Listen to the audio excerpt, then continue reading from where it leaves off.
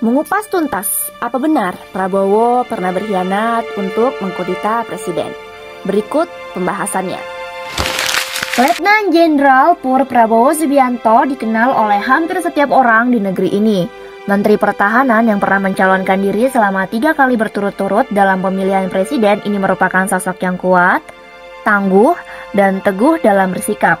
Prabowo Subianto yang lahir di Jakarta pada 17 Oktober 1951 merupakan anak ketiga dari pasangan Sumitro Jojo Hadikusumo yang berasal dari Kebumen, Jawa Tengah, dan Dora Mari Sigar dari Minahasa, Sulawesi Utara. Sang ayah merupakan seorang teknokrat sekaligus akademisi tangguh dan Menteri Ekonomi Indonesia di masa Orde Lama dan Orde Baru. Sang ayah mendapat gelar Begawan Ekonomi Indonesia berkat pemikirannya dalam mengembangkan ekonomi Indonesia. Sementara sang kakek, yakni Margono Jojo Hadikusumo, merupakan pendiri Bank BNI dan Ketua Dewan Pertimbangan Agung pertama Indonesia. Prabowo bersama ketiga saudaranya banyak menghabiskan hidup di luar negeri mengikuti ayahnya yang mengasingkan diri ke luar negeri karena berseberangan dengan pemerintahan Presiden Soekarno. Prabowo menyelesaikan pendidikan menengahnya di Victoria Institution di Kuala Lumpur, Malaysia, kemudian di Zurich International School di Zurich, Swiss, dan The American School di London, Inggris pada 1969. Prabowo merupakan menantu dari Presiden kedua RI Soeharto. Prabowo menikah dengan Siti Hediati Haryadi, putri Presiden Soeharto dan Tien Soeharto pada Mei 1983. Pasangan ini dikaruniai seorang anak bernama Ragowo Hedi Prasetyo. Setelah Orde Lama tumbang, Sumitro dan keluarganya kembali ke Indonesia dan Prabowo melanjutkan pendidikan ke Akademi Angkatan Bersenjata Republik Indonesia, Akabri, di Magelang, Jawa Tengah pada 1970. Meskipun pada saat yang sama dia diterima di Fakultas Ekonomi Colorado University dan George Washington University, Prabowo mantap melangkah ke Akademi Militer. Ia menyelesaikan pendidikan militernya pada 1974 dan berpangkat Letnan II.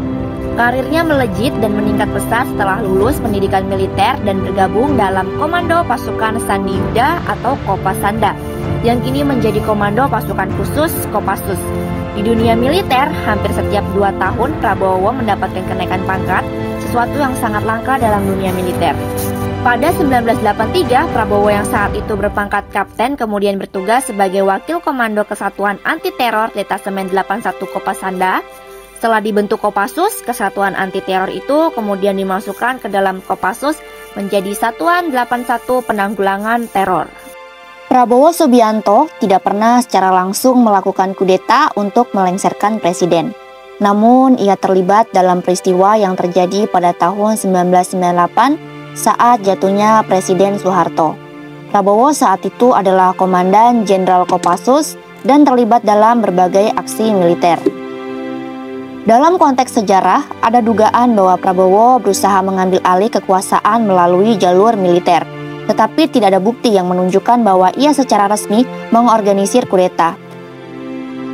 Hal tersebut juga menjadi alasan mengapa Prabowo Subianto dicopot dari jabatannya sebagai Jenderal dan Komandan Jenderal Kopassus pada tahun 1998 setelah peristiwa yang melibatkan dugaan pelanggaran hak asasi manusia dan perannya dalam situasi politik yang memanas menjelang jatuhnya Presiden Soeharto.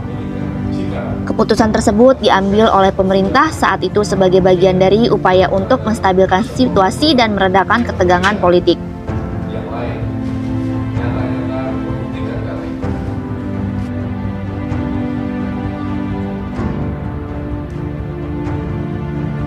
Pada 24 Agustus 1998, Prabowo Subianto mengakhiri karirnya di dunia militer setelah dipensiunkan dini dari institusi tersebut.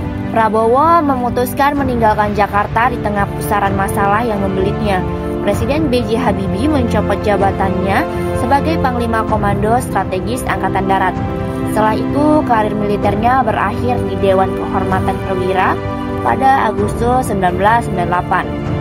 Setelah pensiun dari militer, Prabowo pergi ke Yordania dan Eropa untuk mengembangkan bisnisnya di luar negeri. Sekembalinya dari Yordania sekitar awal 2001, Prabowo mengklarifikasi berbagai tuduhan yang dialamatkan kepada dirinya. Salah satunya dengan jumpa pers dan menghadiri rapat dengar pendapat dengan Panitia Khusus Trisakti yang dipimpin Ketua Panitia Khusus Panda Nababan. Prabowo Subianto sependapat bahwa harus ada yang bertanggung jawab dalam insiden Trisakti pada 12 Mei 1998. Namun, ia mengaku tidak tahu-menahu terhadap tindakan sebanyak satu satuan setingkat Kompi, Pasukan Artileri Pertahanan Udara, Arhanud, Kostrad karena sudah berada di bawah kendali operasi BKO ke Komando Daerah Militer Jaya. Prabowo Subianto pun berupaya membersihkan namanya melalui beberapa cara, mulai dari pernyataan publik. Ia seringkali menyampaikan bahwa keterlibatannya di masa lalu dipahami dalam konteks situasi politik yang kompleks dan bahwa ia tidak terlibat dalam pelanggaran hak asasi manusia. Selanjutnya, melalui kampanye dan strategi komunikasi, ia dan timnya menggunakan strategi komunikasi yang menekankan program-program pembangunan dan visi untuk masa depan. Kemudian melalui cara keterlibatan politik, Prabowo aktif dalam politik termasuk sebagai Ketua Umum Partai Gerindra dan mencalonkan diri sebagai Presiden. Melalui kegiatan politik, ia berusaha membangun citra positif. Saat Prabowo kembali ke tanah air sebagai pengusaha, ia membangun bisnisnya dengan membeli PT Kiani Kertas yang saat itu diambang kebangkrutan. Nama Kiani Kertas kemudian diganti oleh Prabowo menjadi Kertas Nusantara dan perusahaan itu pun kembali beroperasi normal. Selanjutnya, Prabowo juga mengembangkan usaha-usaha yang bergerak di bidang perkebunan, tambang, kelapa sawit, dan batu bara. Prabowo juga aktif di sejumlah organisasi. Pada Desember 2004, Prabowo terpilih sebagai Ketua Umum Himpunan Kerukunan Tani Indonesia (HKTI). Ia menjabat Ketua Umum HKTI hingga tahun 2009. Setelah mapan sebagai pengusaha, Prabowo pun mulai terjun ke politik. Langkah politik pertamanya melalui Partai Golkar dengan menjabat sebagai anggota Dewan Penasihat Partai Golkar. Namanya juga pernah masuk dalam bursa Capres Golkar untuk Pilpres 2004. Tetapi ia kalah bersaing dengan kandidat lainnya. Setahun menjelang pemilu 2008, Prabowo bersama koleganya kemudian terjun ke dunia politik dengan mendirikan Partai Gerakan Indonesia Raya, Gerindra, melalui partai yang mengusung gagasan kebangsaan dan kerakyatan tersebut.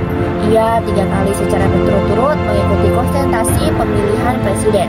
Prabowo maju sebagai wakil presiden mendampingi Megawati Soekarno Putri sebagai calon presiden. Pasangan tersebut kalah dari pasangan Susilo Bambang Yudhoyono dan Budiono dalam Pilpres 2009. Pada 2014, Prabowo kembali maju sebagai calon presiden menggandeng Hatta Rajasa sebagai wakil presiden. Pasangan ini menantang pasangan Joko Widodo Yusuf Kala. Prabowo Hatta meraih 62,57 juta suara dan kalah dari pasangan Jokowi Yusuf Kala yang meraih 71 juta suara. Pada Pilpres 2019, Prabowo menggandeng Sandiaga Uno untuk bertarung kembali dengan Joko Widodo yang kali ini bersama Ketua MUI Kiai Haji Ma'ruf Amin sebagai wakilnya. Pasangan Prabowo Sandiaga meraih 45,50% suara, sementara Jokowi Ma'ruf mendulang 55,50% suara. Setelah melalui sidang di Mahkamah Konstitusi, pasangan Jokowi Ma'ruf dinyatakan sebagai pemenang Pilpres 2019. Meski kalah dalam konsultasi ketiga kalinya ini, Prabowo menerima tawaran presiden terpilih, Joko Widodo, untuk menjadi Menteri Pertahanan. Pengalamannya di militer dianggap tepat untuk menduduki posisi tersebut. Bergabungnya Prabowo dalam kabinet Joko Widodo Ma'ruf Amin menurunkan tensi politik yang sempat tegang selama gelaran Pilpres 2019. Seolah tidak mau menyerah dengan apa yang diperjuangkan, pada Pilpres 2024 Prabowo kembali maju sebagai calon presiden. Kali ini Prabowo menggandeng putra Presiden Joko Widodo, Gibran Rakabuming Raka. Pasangan ini bertarung dengan 2 pasangan lainnya, yaitu Anies Baswedan Muhaimin Iskandar dan Ganjar Pranowo Mahfud MD. 3 pasangan calon usai rapat pleno terbuka, pengundian dan penetapan nomor urut dalam pemilihan presiden dan wakil presiden pemilu 2024 di kantor KPU. Hasil hitung cepat pemilu 2024 disambut antusias Prabowo Gibran dan pendukungnya. Mereka menggelar acara syukuran kemenangan di Istora Senayan, Jakarta. Meski masih harus menunggu hitungan resmi dari KPU, hasil hitung cepat ini seolah sudah merapatkan satu kaki Prabowo Subianto untuk menjadi Presiden Republik Indonesia periode 2024-2029. Nah, mungkin itu dulu ya dari Mimin. Kalau ada yang salah mohon dikoreksi. Dengan taktikal, ingat KRD. See you Jonku.